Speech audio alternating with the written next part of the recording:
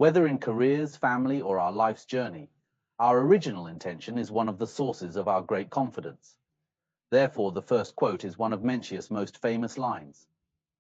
Life is what I desire. Righteousness is also what I desire. If I cannot have both, I will give my life to uphold righteousness. We all memorize this in school, like one cannot have both fish and bear's paw. The phrase give life to uphold righteousness comes from this line in Gaozi 1 of Mengzi. What significance does this have for us today? Some say we don't have many opportunities to experience the feeling of giving life to uphold righteousness. You can try replacing giving life to uphold righteousness with our work-related choices between righteousness and profit. For instance, when starting a business, is it about making quick money or creating value for society? In a book called The Almanac of Naval Ravikant, in that book, Naval says, what is money? Actually, this isn't Naval's invention. It's a concept from finance. Money is the world's IOU to you. So if you want to make more money in this world, the most important thing you should do is to contribute more to society. We don't have to be revolutionaries to feel the power of Mencius's words. Every day of our lives, we might face questions about the meaning of our lives and the value of our work. Is what we're doing righteous? Is it ethical? So, when life and righteousness conflict, if you know how to make the right choice, your heart will be full of courage and strength. If we cling to life out of fear of death, we might become timid in everything we do. This is the first quote for today. The second quote is more interesting. Bend 1 foot of something to straighten 8 feet, 1 fathom of it, refers to profit. If one seeks profit, is it fitting and proper for one to bend 8 feet of something to straighten 1 foot of it? This quote comes from Tengwen Gong Tu of Mencius. Mencius says that if we only talk about profit, then to lose a fathom and gain an inch is also acceptable. What does to bend 8 feet of something to straighten 1 foot of it mean? It means considering the cost we need to pay to achieve our goals. Let me give you an example. I often advise people that doing business and making money is important. There's no shame in earning a living. But what price are you willing to pay? Some people say, I drink with clients every night, ending up with liver cirrhosis. I ask them, why make this money if it costs your life? Why do it?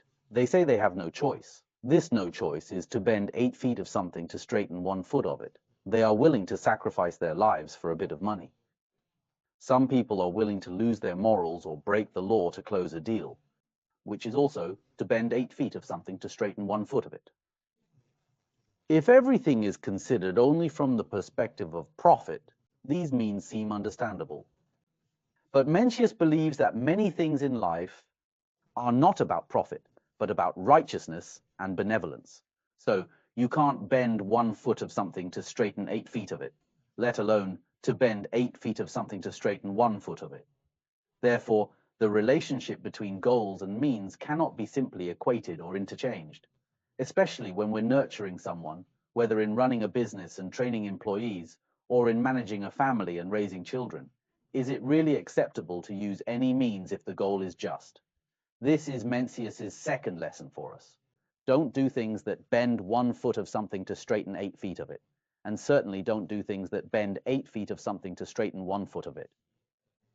The third quote is, when Shun was living amid the deep retired mountains, dwelling with the trees and rocks, and wandering among the deer and swine, the difference between him and the rude inhabitants of those remote hills appeared very small.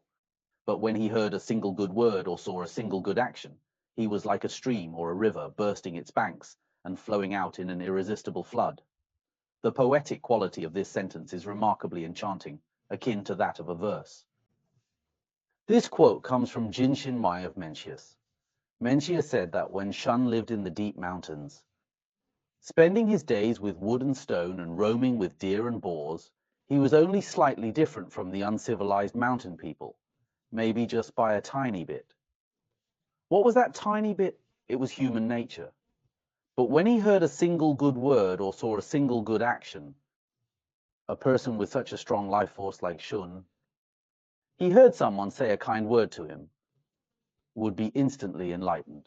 Then he was like a stream or a river bursting its banks and flowing out in an irresistible flood, meaning the goodness would overflow uncontrollably into his life. Who was inspired by this? Wang Yangming. He always talked about cultivating the conscience. What does that mean? Each of us has some innate conscience, maybe just a little bit. What's the difference between a sage and an ordinary person? An ordinary person keeps that little bit of innate conscience bottled up and only uses it unless necessary. But a sage, given the slightest opportunity, will expand that innate conscience throughout their body and life, creating a flood of goodness that nothing can stop. This, as if a river had burst its banks' power, is an amplifying and spreading force. Each and every one of us doesn't need to feel excessively inferior. We're all humans, just like Yao and Shun, with no big difference. The thing they were able to accomplish, we can achieve too. The difference lies in whether you can amplify the goodness in your heart, as if a river had burst its banks. This is our first keyword, original intention. Hold on to your original intention in life without wavering, and you'll have great confidence. The second keyword is rhythm. Life has a rhythm. The first quote is, "Since all men have these four principles in themselves, let them know to give them all their development and completion. And the issue will be like that of fire which has begun to burn, or that of a spring which has begun to find vent. Let them have their complete development, and they will suffice to love and protect all within the four seas. Let them be denied that development, and they will not suffice for a man to serve his parents with." This quote comes from Gong Sun Cho Wai of Mencius. In Mencius theory, there's a very important foundational concept called the four principles. The beginning of compassion is the beginning of benevolence. When you see a child crawling towards a well, even if you have no connection to the child and don't know their parents, you will still go over to stop them and pick them up to prevent them from falling in. Why? Because everyone has the beginning of compassion in their heart. So the beginning of compassion is the beginning of benevolence. We all have the beginning of shame. Someone asked Wang Yangming, "Does a thief have the beginning of shame?" Wang Yangming replied, "If you call him a thief, does he get angry?" If he gets angry when you call him a thief, it means he knows that stealing is wrong. This is the basic beginning of shame. The beginning of shame is the beginning of righteousness. Next, the beginning of deference is the beginning of propriety. When we eat with our family, we don't fight over food. This is the beginning of propriety. And the beginning of discerning right from wrong is the beginning of wisdom. We can discern basic right from wrong. And this is the beginning of wisdom. Why does Mencius emphasize these four beginnings? Because when we understand that human nature is inherently good and recognize these small beginnings of goodness within us, the practice of benevolent governance becomes possible. The premise of benevolent governance is that everyone has the potential to become better. Therefore, Mencius didn't like the legalist approach, which relied entirely on laws to control society. He hoped that everyone's human nature could be developed, and that through education, these four beginnings could be expanded into all aspects of life. This is a fundamental part of Mencius's theory. So we must recognize that we have these four beginnings. If we can expand and fill them, it's like the issue will be like that of fire which has begun to burn, or that of a spring which has begun to find vent. Once the fire is lit, it blazes up. Once the spring starts flowing, there's a sense of abundant and lively movement. The last quote is really important.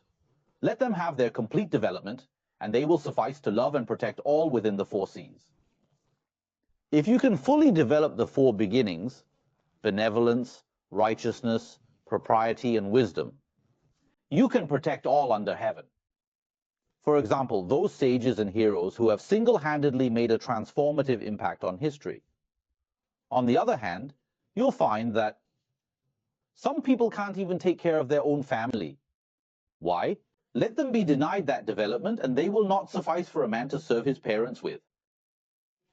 If your four beginnings are completely covered up and suppressed, and you even start doubting whether you're a good person, then you won't even be able to serve your parents. The second quote is, "Does your majesty understand the way of the growing grain?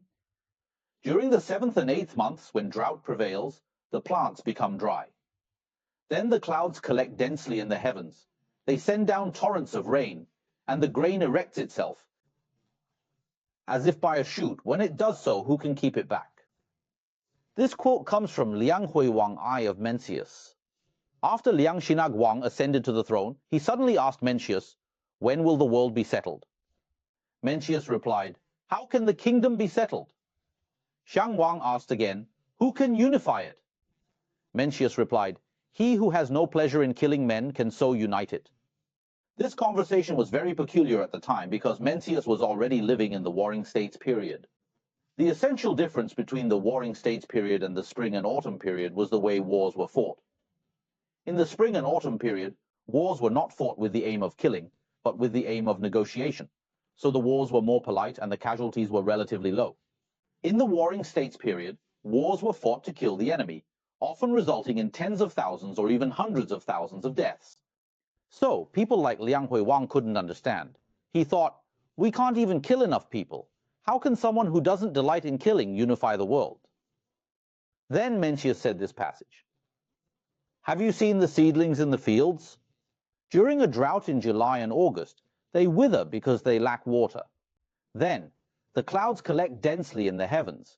They send down torrents of rain, meaning suddenly there's a thunderstorm, and the seedlings immediately stand up and become vigorous." What does this mean? The people of the world suffer from war and the tyranny of these rulers.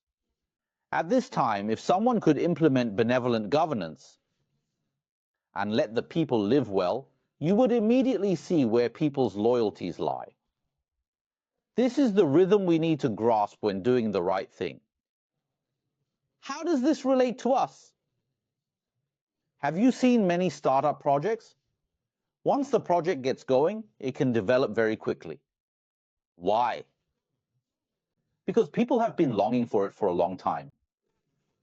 If we find a real pain point in society that troubles many people, but no one knows how to solve it, and you come up with a way to make it less difficult and to provide convenient support for everyone, then this project will take off like the seedlings in July and August, suddenly thriving after a rainstorm. If we truly think from the perspective of creating value for others, we will experience the feeling Mencius described as, "Who can stop this?" So life's rhythm is not a uniform diagonal line. The rhythm of life may involve long periods of inactivity, stagnation, or even decline, but then suddenly it soars.